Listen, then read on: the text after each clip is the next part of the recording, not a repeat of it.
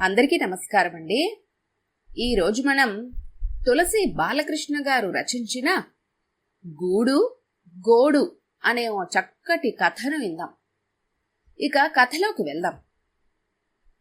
ఛీ, bloody shit అంటూ నేలని తన్ని కోపంతో కొంగలా అడుగులు ఎత్తెత్తి వేస్తూ చిందులేస్తున్న కుమారరత్నాన్ని న్యూస్ పేపర్ చాటుగా వెగటిచూపు చూశాడు శ్రీనివాసులు. కోపాన్ని కంటిన్యూ చేశాడు వంశోద్ధారకుడు. ఓ సెపరేట్ రూము లేదు, పాడు లేదు. అందుకనే ఒక్క ఫ్రెండ్ కూడా రాడు మన ఇంటికి. ఇలా బజార్లలో అందరూ ఎడాపెడా తిరుగుతూ మాట్లాడుకుంటూ టీవీలు చూస్తుంటే చదువు బుర్రకెక్కదు. వెంటనే అందుకుంది సుపుత్రిక రత్నం. సర్లే, లైట్ తీసుకో. నాకు డ్రెస్ చేంజ్ చేసుకోవటానికి సెపరేట్ రూమ్ లేదని బీసీ నుంచి నేను గోల పెడుతుంటే దిక్కులేదు గాని దొరగారికి స్టడీ రూమ్ కావాలట. వెంటనే వంటింట్లోంచి కేకలు. నోరు ముయ్యండర్రా, అక్కడికి నా కోసం మీ నాన్నేదో సెపరేట్ రూమ్ ఇచ్చేసినట్లు. 24 గంటలు వంటతో చాకరీతో చస్తున్నా. నాకు కాసేపు ఒంటరిగా ఏకాంతంలో మనసారా తనివితీరా ఏడ్చే అదృష్టం కూడా లేదు ఈ ఇంట్లో. భార్యామనే చేతిలోని స్టీలు గిన్నె కొబ్బరికాయలు కొట్టే పొత్తరం రాయి మీద ఖంగుమని క్రికెట్ బాల్లా ఒంపులు తింటూ దొర్లుతోంది. ముగ్గురి విసుర్లు, డైరెక్షన్లు తనవైపే అని తెలుసు శ్రీనివాసులకి. తెలియకపోవడమే, తన 30 సంవత్సరాల అనుభవంతో అత్తగారు గత వినాయక చవితికి తయారు చేసిన కడప బాంబుళ్లాంటి ఉండ్రాళ్లలాంటి వాళ్ల మాటలు సూటిగా గుండెలకి తగులుతుంటే లాభం లేదిక. దొంగతనం చేసైనా బాగా విశాలమైన 3 బెడ్రూమ్ ఫ్లాట్ ఒకటి కొని పడేయాల్సిందే. గత జన్మ శత్రువులు ముగ్గురికి 3 రూమ్లు తగలేసి చక్కగా న్యూసెన్స్ లేకుండా న్యూస్ పేపర్తో తన హాల్లో సెటిల్ అయిపోవచ్చని కాన్ఫిడెంట్గా డిసైడ్ అయిపోయాడు శ్రీనివాసులు. తన బడ్జెట్కి 1-2 లకారాలు ఎక్కువైనా విశాలమైన 3 బెడ్రూమ్ ఫ్లాట్ గురించి శ్రీనివాసులు చెప్పని మనిషి ఈ భూప్రపంచం మీద మిగల్లేదు. తిరగయ్యని పేపరూ లేదు.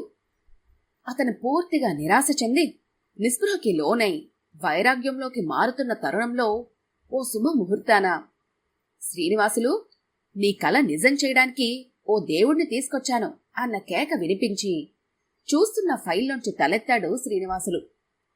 ఎదురుగా కొలీగ్ తంగవేలు, అతని పక్కన చిరుమందహాసంతో మరో వ్యక్తి. ఈయన పేరుదా చిదంబరమప్ప. నీ కోరిక తీర్చి కావలసిన దానికంటే 100 రెట్లు నీకు ఆనందం కలిగించే గొప్ప వ్యక్తి. డైరెక్ట్గా మాట్లాడుకోండప్పా మీరిద్దరూ అని తన సీట్లోకి వెళ్లిపోయాడు తంగవేలు, నోట్లోంచి కిళ్ళి చొంగ కారకుండా జాగ్రత్త పడుతూ. ఆనందం పెళ్లిబికిన శ్రీనివాసులు చిదంబరం వైపు చెయ్యి చాపాడు. ఆ చేతిని ఆప్యాయంగా అందుకున్నాడు చిదంబరం. ఆ పైన అందంగా నవ్వాడు. ఆ నవ్వులో హేమంత తుషారం, అతని స్పర్శలో వాసంత సమీరం లాంటివి అనుభవానికొచ్చాయి శ్రీనివాసులకి. కుర్చీలో కూర్చుంటూ లెదర్ బ్యాగ్లోంచి తలతలా మెరిసిపోతున్న వారపత్రిక సైజు 4 పేజీల అందమైన బ్రోచర్ని తీసి బల్లమీద ఉంచుతూ కొంచెం గొంతు తగ్గించి, ఈ వెంచరు అలాంటిలాంటి వాళ్ళందరి కోసం కాదు సార్. హై క్లాస్ రిచ్ లుక్తో డీసెంట్గా ఉండే మధ్యతరగతి వాళ్ల కోసం మాత్రమే. గమ్మత్తు ఏమిటంటే, ఈ అపార్ట్మెంట్స్లో దిగాక మిడిల్ క్లాస్ పీపుల్కే హై క్లాస్ లైఫ్ గడుపుతున్న రిచ్ ఎఫెక్ట్ వచ్చేస్తుందన్నమాట అంటూ మునివరేళ్లతో బ్రోచర్ని తెరిచాడు చిదంబరం సుతారంగా. శ్రీనివాసులు కళ్ళు చెదిరిపోయాయి. దేవేంద్రుడి కొంప ఇంతకంటే అందంగా ఉంటుందా? ఆనందాన్ని అణుచుకుంటూ, లొకేషన్ ఎక్కడ సార్ అని అడిగాడు శ్రీనివాసులు. బ్రోచర్ని ముందుకు జరిపి, చదవండి అన్నట్లుగా కనురెప్పలు ఆడించాడు చిదంబరం మురిపెంగా. శ్రీనివాసులు చూపులు అక్షరాల వెంట పరుగులు తీస్తున్నాయి.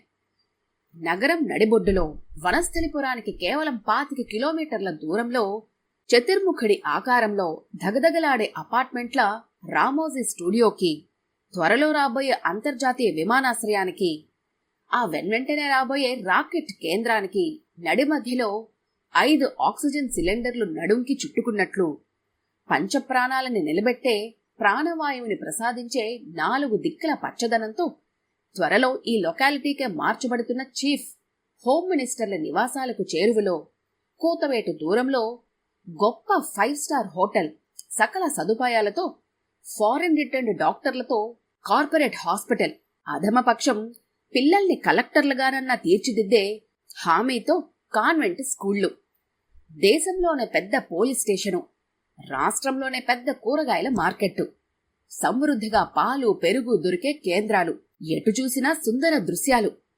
ఓహ్, శ్రీనివాసులకి ఊపిరి అందడం కష్టమైంది. బ్రోచర్ మీది బొమ్మల మీదకి దృష్టి సారించాడు.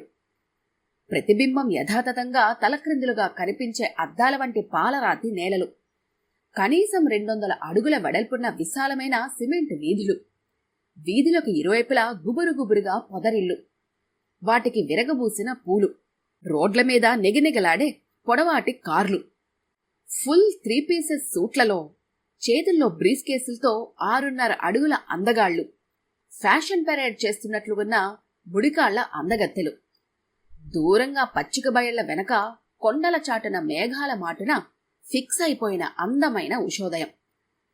బలవంతాన ఊపిరి పీల్చుకున్నాడు శ్రీనివాసులు. కన్స్ట్రక్షన్ గట్టిగా ఉంటుంది కదండి అని అడిగాడు.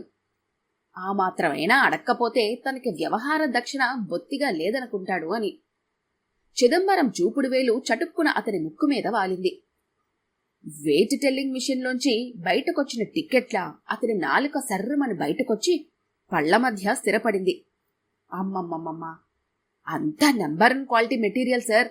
ఆంధ్ర సిమెంటు, రాజస్థానీ పాలరాయ్, Assam teakwood, Delhi door bells, Calcutta water pipes, Chennai drainage pipes, Karnataka distemper, Kerala కూలీలు, గుజరాత్ మేస్త్రీలు, free generators, free transformers, free cable connections, free 3 shift security. దన్నం పెట్టేశాడు శ్రీనివాసులు. చిదంబరం శీలాన్ని శంకించినట్లయిందేమోనని ఇంగ్లీష్లో నొచ్చుకుంటూ క్షమాపణలు కోరాడు. ఆ పైన తన బడ్జెట్ చెప్పాడు. ఇంకొక్క లకారం ఇప్పించమన్నాడు చిదంబరం, అది ధర్మం అన్నట్లుగా మొహం పెట్టి. రైట్ అన్నాడు శ్రీనివాసులు. అడ్వాన్స్గా 1,00,000కు చెక్కిచ్చాడు దర్జాగా నవ్వుతూ. 6 నెలల్లో లక్షణంగా గృహప్రవేశం జరుపుకోమన్నాడు చిదంబరం 2 చేతులు జోడించి, నమ్మకంగా వినయంగా మర్యాదగా. శ్రీనివాసులకి ఇంట్లో గౌరవం బెజవాడలో టెంపరేచర్లా యమ స్పీడుగా పెరిగిపోయింది. తమకి కేటాయించబోయే సెపరేట్ రూమ్ని ఎలా డెకరేట్ చేసుకోవాలో వాళ్ళ టేస్టుల ప్రకారం ఊహించేసుకుంటూ, ఇంత మంచి పని చేస్తున్న ఇంటి పెద్దని కుటుంబ సభ్యులందరూ తమ తమ ప్రత్యేక డిజైన్డ్ పద్ధతుల్లో అపురూపంగా చూసేసుకుంటున్నారు. లోన్కి అప్లై చేసి చిల్లర మల్లర స్థిరాస్తులన్నీ బేరానికి పెట్టేసి పనిలో పని ఓ సెకండ్ హ్యాండ్ కారు కూడా కొనేయడానికి డిసైడ్ అయిపోయాడు శ్రీనివాసులు. అవును మరి, అంత లెవెల్ అపార్ట్మెంట్స్లో కారు ఉండకపోవడం చిన్నతనంగా ఉంటుందని. గుక్క తిరగని ఆనందంలో కాలచక్రం చక్కగా కారు చక్రంలా స్పీడుగా తిరుగుతోంది. ఆఖరి ఇన్స్టాల్మెంట్ పే చేస్తూ వారం రోజుల గృహప్రవేశానికి ముహూర్తం పెట్టించేసి ఫ్లాట్ ఎక్కడిదాకా రెడీ అయిందో చూద్దామని వెళ్ళి చూసి ఫ్లాట్ అయిపోయాడు శ్రీనివాసులు. ఇంకా ఫ్లోరింగ్ పూర్తి కాలేదు. మెట్లకి ఇటు అటు పిట్టగోడలు కాని రైలింగ్స్ కాని లేవు. లిఫ్టు రాలేదు, జనరేటర్స్ రాలేదు, ట్రాన్స్ఫార్మర్ రాలేదు. తనది 5వ అంతస్తులో ఫ్లాట్ నంబర్ 504. మెట్లెక్కుతుంటే చెప్పులకు ముద్దలు ముద్దలుగా సున్నం, మట్టి, సిమెంటు లాంటి పదార్థం అంటుకుపోయి అడుగు తీసి అడుగు వేయటం కష్టంగా ఉంది. ఏమిటి పరిస్థితి అన్నట్లుగా తన వైపే బేలగా చూస్తున్న శ్రీనివాసులతో, మీకెందుకు సార్, గృహప్రవేశం నాటికి మీ ఫ్లాటు, అసలు ఈ బిల్డింగ్ ఎలా ఉంటుందో మీరే చూద్దురుగాని అంటూ చిరునవ్వుతో అభయమిచ్చాడు చిదంబరం. గృహప్రవేశం కార్డులు అచ్చయించి ఊళ్ళోకి వదిలారు. పురోహితుణ్ణి, వంట వాళ్ళని, షామ్యానా వాళ్ళని ఫిక్స్ చేసేసరికి పితామహులు ప్రత్యక్షమయ్యారు. అంత దూరం రామని బెట్టు చేసి రెట్టింపు రెట్లు ఫిక్స్ చేసుకున్నారు అంతా. సన్నాయి మేళం దొరకలేదు, టేప్ రికార్డర్ గతి. పురోహితుడి కన్వీనియన్స్ ప్రకారం తెల్లారగట్ల ముహూర్తం కుదిరింది. చిదంబరం అయిపూ జాడా లేదు. తెల్లారగట్ల కేవలం తన కుటుంబ సభ్యులతో గృహప్రవేశం కావించాడు శ్రీనివాసులు. ముహూర్తం టైంకి అతిథులెవరూ రాలేదు, దూరానికి వెరసి. శ్రీనివాసులు దుమదుములాడుతున్నాడు ప్రతిదానికి. అదే సమయంలో, గృహప్రవేశానికి అసలు ఇంట్లో ఆవుని తిప్పాలనుకుంటాను కదా నాన్న అని అడిగాడు పుత్రరత్నం. ఎద్దు తిరిగినా చాలు అన్నాడు శ్రీనివాసులు కోపంగా కొడుకుని యగాదిగా చూస్తూ. అప్పటికే తండ్రి కండిషన్ని అర్థం చేసుకోలేకపోయిన కొడుకు మళ్ళీ, ఇవాళ మా ఫ్రెండ్స్ 30 మంది దాకా భోజనాలకొస్తారు అన్నాడు వాళ్లకి ఏ లోటు లేకుండా మర్యాద చేసే బాధ్యత నీది అన్నట్టుగా తండ్రికి సవాలు విసురుతూ, వస్తారు నాయనా, ఎందుకు రారు అని మాత్రం అని ఏదో చటుక్కున గుర్తొచ్చి, అన్నట్లు కింద వాటర్ డ్రమ్ముల మీద బట్టలు కప్పించారా లేదా అంటూ హడావిడిగా జారి పడకుండా జాగ్రత్తగా కిందకు పరిగెత్తిన శ్రీనివాసులు అక్కడ దృశ్యాన్ని చూసి కొయ్యబారిపోయాడు. అలగా జనం కొందరు బిందెలతో డ్రమ్ములోంచి నీళ్లు తోడుకుపోతున్నారు. కొందరైతే శ్రమ ఎందుకని పిల్లలకి అక్కడే స్నానాలు చేయించేస్తున్నారు. మరికొందరు చెంబులతో నీళ్లు ముంచి దూరంగా పొదలచాటుకి వెళ్తున్నారు. బలవంతంగా ప్రయత్నపూర్వకంగా తేరుకున్న శ్రీనివాసులు, ఏయ్ ఏమిటిది, అవి మంచినీళ్లు, అలా వాడేస్తున్నారేమిటి అని కేక పెట్టాడు. అభయముద్రతో ఓ దుబ్బు మీసాల పహిల్వాను ముందుకొస్తూ, లే, ఒక డరమ్ము మీకోసమే గట్లనే ఉంచినాము, అస్సలు ముట్టలే అంటూ ఆప్యాయంగా నవ్వాడు. వాళ్లందర్నీ బ్రతిమలాడి అక్కడ్నుంచి పంపించేసరికి పితృపితామహులు పునర్దర్శన భాగ్యం కలిగింది శ్రీనివాసులకి. మధ్యాహ్నం అయ్యింది. అతిథులొచ్చారు ఆపసోపాలు పడుతూ. తాము పడ్డ కష్టానికి తన వంశవృక్షాన్ని కూకటి వేళ్లని కూడా వదిలిపెట్టకుండా శపించుకుంటున్నారని శ్రీనివాసులు గ్రహించలేకపోలేదు. ఫ్లాటు చూపించి అందర్నీ భోజనాలు చేద్దాం పదండి, బాగా ఆలస్యమైందంటూ క్రిందకు దారి తీయించిన శ్రీనివాసులు సెల్లార్లోకి వచ్చి అక్కడ దృగ్గోచరమవుతున్న దృశ్యం చూసి నిలబడలేక తడబడ్డాడు. ఓ 30 పైచిలుకు బస్తీ మనుషులు చక్కగా ప్లేట్లలో కావలసిని వడ్డించుకొని పిల్లా జల్లలతో గ్రూపులుగా కూర్చొని కబుర్లు చెప్పుకుంటూ అన్నాలు పులుసులు ఎక్కడ పడితే అక్కడ నేల మీద పడేస్తూ పారబోస్తూ భోజనాలు చేసేస్తున్నారు. ఇదేమిటి, మీరంతా ఎవరు? ఆక్రోశించాడు శ్రీనివాసులు. కర్ర పట్టుకు నిలబడి క్రమశిక్షణతో బ్యాచుల వారీగా జనాన్ని భోజనాలకు వదులుతున్న ఓ సంఘసేవకుడు, ఏం ఫికర్లా, అందరు ఎక్కడోళ్లే, బయటోళ్ళనొక్కలు కూడా రానీలేదు. గిది ఫస్ట్ బ్యాచి, ఇక 4 బ్యాచీలేస్తే అయిపోతారు, గా తర్వాత తమరు బువ్వ తినచ్చు అని అభయమిస్తూ పర్మిషన్ ఇచ్చాడు. తల తిరిగిపోయింది శ్రీనివాసులకి. ఛీ అని కోరస్లో అందంగా లయబద్ధకంగా అతి చిన్న స్వరంలో ఉచ్చరించిన అతిథి దేవుళ్ళు ఫస్ట్ టైం పోలీస్ స్టేషన్లో అడుగుపెట్టి బయటకొస్తున్న అభిమానవంతుల్లా తలుంచుకొని బగబా సైలెంట్గా బయటకి ప్రవహించారు. చేష్టలుడిగిన శ్రీనివాసులు తేరుకునేసరికి బ్యాచీల వారి భోజనాలు అయ్యాయి. రాక్షసులు పాడు చేసిన యజ్ఞ ప్రాంగణంలో ఉంది సెల్లార్ ఏరియా. యాంత్రికంగా కారు వైపు నడిచిన శ్రీనివాసులు భార్యా పిల్లలతో, పదండి హోటల్లో భోంచేద్దాం అన్నాడు, గొంతులో ఏడుపు ధ్వనించకుండా జాగ్రత్త పడుతూ. రోజురోజుకి దేవేంద్ర భవనం అపార్ట్మెంట్ అసలు రంగు బయటపడుతోంది. వాన పడితే చంటిపిల్లాడి చెడ్డీల్లా చెమ్మగిల్లిపోతున్నాయి రూఫ్లు.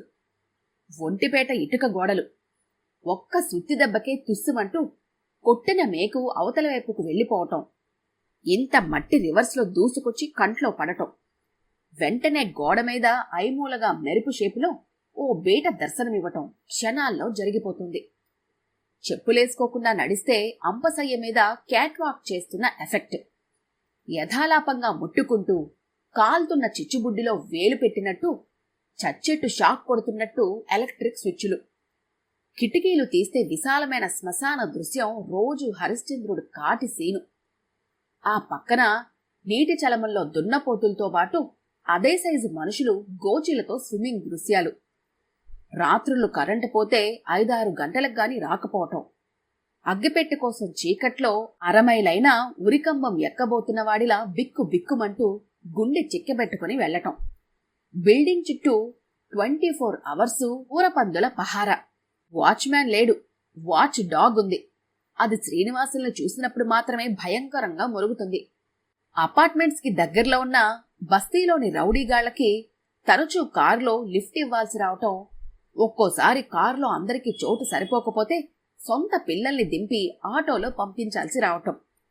కుటుంబ సభ్యులు ఒక్కొక్కరు ఒక్కొక్క రూంలో బద్ధ శత్రువుల్లా మాటలు లేకుండా మౌనంగా దిగులుగా బెంగగా ఆందోళనగా గడపటం.